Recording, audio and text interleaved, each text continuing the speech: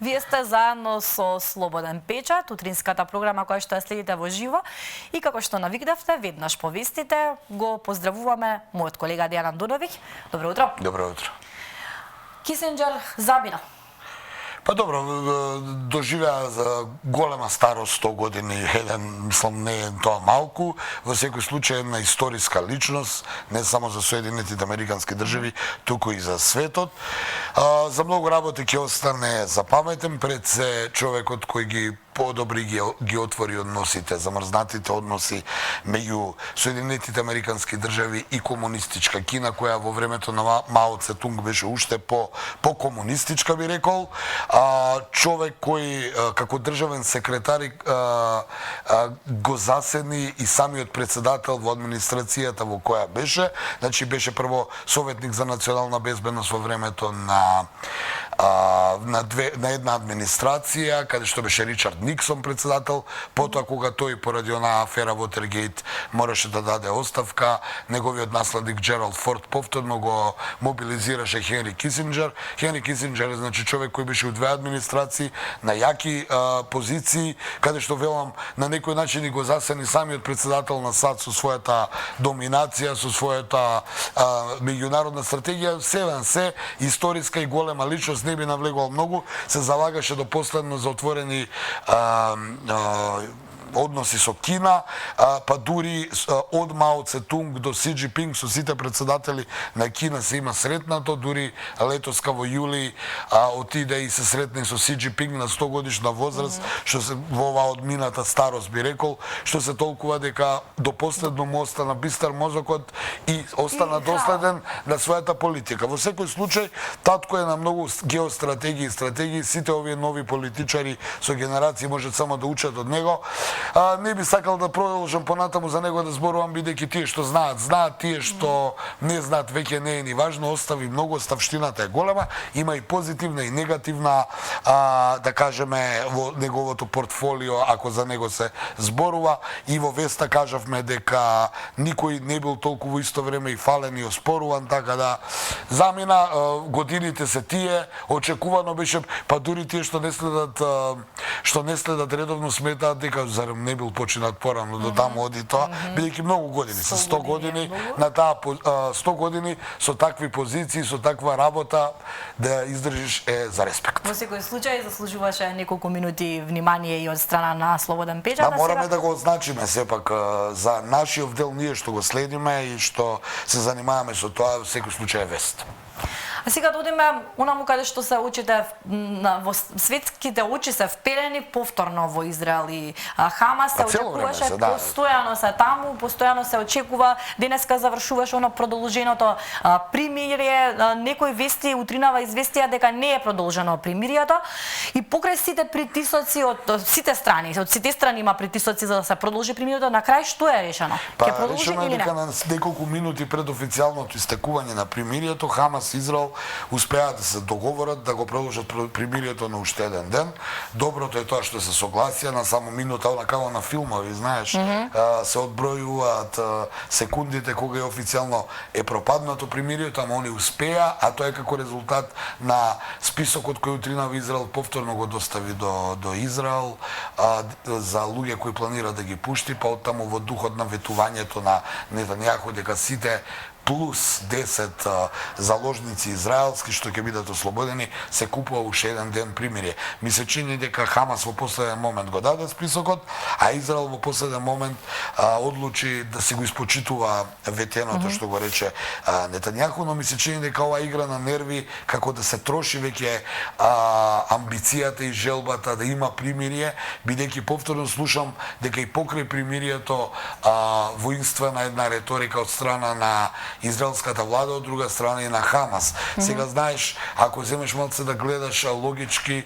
Нетањаху последната изјава му е да ќе трае примирието дека не ги пуштат заложниците, а кога ќе ги пуштат заложниците, тогаш ќе ги уништиме. И сега другата страна тоа како ќе го доживее, можат гледачите само да предпостават. И вчера ми остана должен токму на ова прашање, сакав да прашам, што се случува откако сите заложници ќе бидат пуштени и што значи уништиме? Ако мене некој ми се заканува дека ќе ме уништи, али прво да ги пуштам заложниците, онда јас нема да ги пуштам заложниците. Од прилика тоа така оди разговорно и онака речено со прост речник.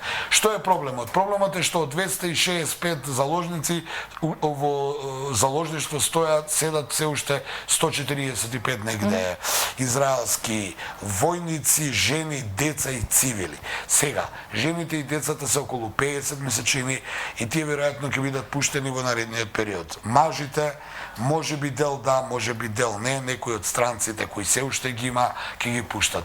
Проблемот е сега со пуштањето на израелските војници. Тие што се киднапирани, фатени, уапсени, како сакате наречете ги. Тоа ќе биде најголемиот проблем, дали нив ќе ги пуштат. И што ќе се случи доколку Хамас сака да ги пушти, што ќе бара за возврат. Сега има многу шпекулации, има многу луѓе кои се по израелски затвори, неколку од тие лица кои не би ги именувал сега бидејќи ништо не значат за нашата јавност, па дури и на нас, иако следиме, е дека се двајца можеби потенцијални утре наследници на актуелниот премиер Махмуд Абас, бидејќи јас веќе неколку дена, раководејќи се од меѓународните анализи, кажувам дека рейтингот на Хамас како политичка партија не е за занемарување меѓу палестинците, па ако се земе во предвид дека утре на некакви избори на формирање на некаква палестинска држава, Хамас пак ќе биде на власт, бидејќи Фатах на Махмуд Абас е обвинет за корупција, за соработка со Израел и за подчинување на палестинците, ќе мора некој во политичкото крило да дојде некој кој ќе има авторитет, кој ќе има знаење и кој ќе има луѓето да му веруваат. Сега има едни двајца кои се во затвор поради тероризам, таму луѓе во позни години, значи 70-ти на години би рекол. Сега дали нив ќе ги барат, тоа станува на ниво на шпекулација моја лична. Едно е сигурно, примирието е до утре, се пократко и пократко е примирието, можеби на бројка има помалку заложници, но се повеќе ќе се комплицира како ќе ги пуштаат заложниците. Повторно ќе кажам, како гест на добра волја, ние вчера видовме и изминатите денови вооружени лица на Хамас со оние маски како носат старица, помагаат до Црвениот крст да отиде, детенце носат, но што ќе прават кога ќе дојде време оние војници да ги пуштаат, бидејќи апсењето на војници треба да оди по Женевска конвенција, а од друга страна овие се терористи, па тие не се раководат по Женевски конвенции. Од друга страна излегува и некои приказни од една страна како израелки велат по старите дека Хамас дојка биле во затвор убаво се однесувале до нив, а од друга страна има диаметрално спротивни изјави дека борците на Хамас ги силувале, таму ги малтретирале тие жени. Така да војната во медиумската војна на тоа што е вистина, што е не, трае и веројатно никад нема да ја дознаеме. Едно е сигурно, се случува рација на израелската армија на другиот дел од, значи појасот Газа кај што е Хамас, оној поголемиот дел на западен брег, каде што јас и вчера зборував, а има нови рации таму каде што се убиени двајца палестински милитанти, мислам кај Јерихон и кај бегалските кампови кои се во западен брег, каде што токму Фатах и Махмуд Абас се под нивна управа, таму се случуваат антитерористички акции на израелската армија, што па сега е некако видно кршење на примирие, нели? Тоа така Хамас го доживува. Од друга страна Израел вели ние тековно си работиме, имаме војна во Газа, западен брег е друга приказна. Така да едно е сигурно, ниту Хамас, ниту Израел сега не може да се вратат чекор наназад, бидејќи предалеку отидоа. Нетањаху со изјавите дека ќе го уништи Хамас, после тоа нема враќање. Од друга страна, Хамас, кој направи терористички напад, успеа на некој начин да го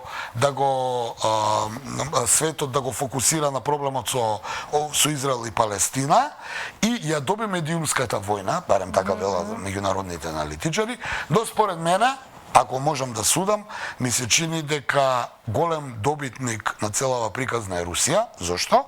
Бидејќи Путин како да им ја украде војната, А дали И сакав да докажам, тоа ми ја потврдува тезата со вчерашното ослободување на двајцата руски државјани до двете жени, државјанки руски кои имаат бајдове или патем дупли пасоши, израелски и руски, како гест на добра волја кон Путин.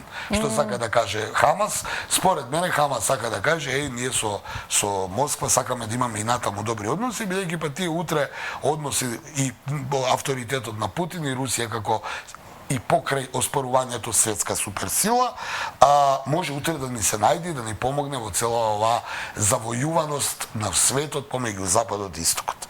Колку изборите за идната година закажани во Соединетите Американски држави значат решавање на судбината помеѓу војната Украина-Русија? Па вака изгледа дека ако победи Бајден ќе остане исто, а ако победи евентуално Трамп, ако добие прво номинација од републиканците, па ако дојде на власт да го победи, значи да дојдат републиканците во Белата куќа, се шпекулира дека војната, дека ќе се средат некои работи, бидејќи Трамп подолго време ниту ги поддржуваше Зеленски и украинците, ниту пак нешто многу со Нетањаху имаше блиски врски, така да тоа се само шпекулации. Едно е сигурно, почнав за Русија да зборам, се смета дека многумина сметаат дека Путин и Кремљ нема да ја окончаат оваа цела работа, значи покрај војната во Украина, сето ова што се случува до председателските избори во Соединетите Американски држави, кога треба да видат кој ќе дојде во Белата куќа и евентуално ако изборот биде на Трамп да видат дали останува истата онаа линија која има пред 4 години пред да дојде Бајден. Од друга страна, тоа е ризик за Путин, бидејќи ако земем во предвид дека ќе чека до ноември 2024 кога се американските избори, тој самиот има избори во март или април следната година председателски. Значи следната година имаме и во САД и во Русија избори. Сега се шпекулира дека тоа е меч со двеоштрици, бидејќи Путин со војната во Украина веќе кај народот и покрај цензурите и покрај сите оние работи што ги слушаме од западните медиуми, сепак народот не е баш многу задоволен што е во војна. Особено што мора да повлече еден непопуларен потег и токму пред изборите, а тоа е некаков вид на нова мобилизација. Ќе потсетам, Путин и Русија се во војна во Украина, мобилизирани се околу 300.000 луѓе, и веројатно ќе му треба да ги заменува тие трупи кои се на линиите на фронтот, но и можеби да засили со нови сили. Сега, за тоа да го направи, ќе мора да направи некаква мобилизација. А мобилизација докажано е дека е непопуларна мерка пред се, ако сте во избори и ако треба да трчате за нов председателски мандат. Оттаму останува, ми се чини коцкањето, ајде така да кажам, на Путин како да го изигра во наредниот период. Тој самиот пред некој ден за прв пат по 2 години од кога е војната во Украина, рече дека војната во Украина треба да се привршува при крај. Тоа е една изјава која во светската политика при крај не значи дека утре, него може да е и година. Но повторно ќе кажам, непопуларни се датумите, односно март-април се неговите избори, американските се во ноември. Да беа обратно, тука ќе имаше подобра шанса, бидејќи ќе чекаше да види кој ќе дојде во Белата куќа, па тој ќе трчеше на избори. Вака ќе мора да ризикува да чека до крај, доколку се исполнат дел од овие анализи кои јас ги зборувам, и да игра се уште со Украина, да го држи фронтот кој многу го исцрпува. Исцрпена е Украина, Украина е пред пораз. НАТО и Западот имаат сериозни проблеми, особено што мораат да го фокусираат се своите ресурси кон Израел. Но и Русија е исто така исцрпена, бидејќи како и да свртиш, многу луѓе загинаа, многу под санкции и сето тоа што се случува само укажува дека во наредниот период сите опции се во игра. Министерскиот совет на ОПСЕ, 30-тиот поред се случува во Скопје. Блинкен беше вчера и замина за Израел. Што значи неговата посета таму? Посетата во Израел, по мене, јас прво што ми текна е дека можеби откако допатува тој, денеска го продолжи примирието. Можеби и не планираа да го продолжат и можеби Блинкен, не знам, но така некако ми испадна, ние немавме најави дека тој ќе си замине веднаш од Скопје, туку мислевме дека ќе слета, ќе преноки и денеска ќе продолжи.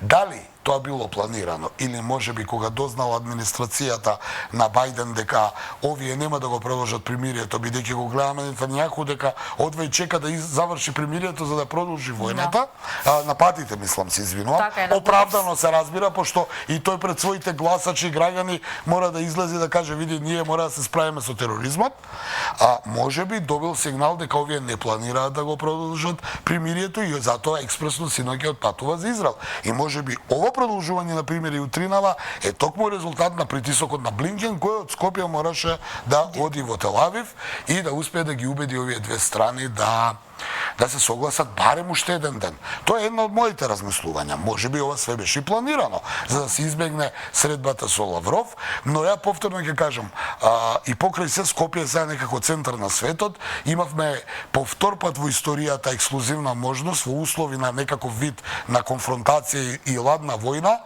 на едно место да се обидеме да ги ставиме двете најголеми конфронтирани страни, а тоа е се Соединетите Американски држави преку Блинкен и Русија преку Лавров. Зашто го велам дека е втор пат? Прв пат 1963 во Скопје, кога беше земјотресот и кога имаше исто така ладна студена војна и железна завеса.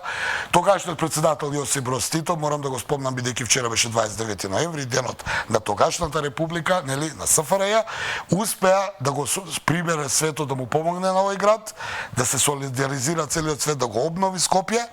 И тука во Скопје дојдоа и представници на Соединетите Американски држави на највисоко ниво и на тогашниот Советски сојуз, што повторно Скопје некако ги склопи на момент. Тогаш посредството беше на Тито, а сега ОПСЕ за малку ќе ја направиш историската таа средба, но еве сликата покажува дека сепак тие некако случајно или не се разминаа. И сега кога ќе земеме да апострофираме дека Украина не дошла Естонија, не дошла Летонија и Литванија, тоа е може и помалку важна вест од ова што сега кажувам, а гледам медиумите многу малку ја зборат. Так, благодарам вам, Дуновик. Ќе потсетиме ние дека нашата екипа на Слободен печат е на Советот на министри на ОПСЕ и оттаму ќе ги дознаеме сите. Благодарам уште еднаш за учеството во Слободен печат.